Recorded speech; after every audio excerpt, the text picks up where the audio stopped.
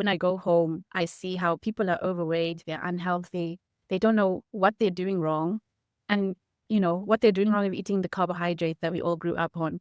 Where I come from, the staple food is a very white, refined carbohydrate meal, the maize meal.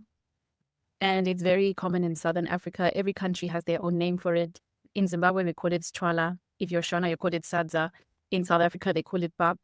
And not only is it the staple food, even for breakfast, there is a morning version, which is porridge, but it's still made from the same maize meal. And so parents give their children that porridge as a breakfast on their way to school. And I remember having it in the morning, and an hour later, my stomach would be growling. I'd be so hungry because, your blood sugar goes up and it drops just as quickly when you have carbohydrates only. And usually you'll have that meal with a little bit of lemon.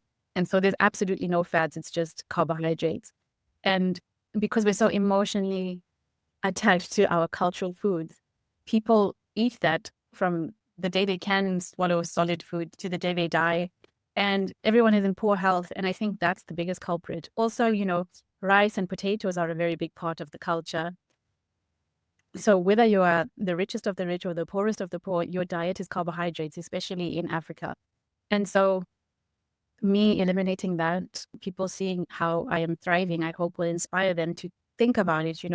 Even if you just try carnivore for 2 weeks at the least, you will not die after 2 weeks, and you will not clog your arteries after 2 weeks. So just give it a chance. All you can do is experiment on your own body.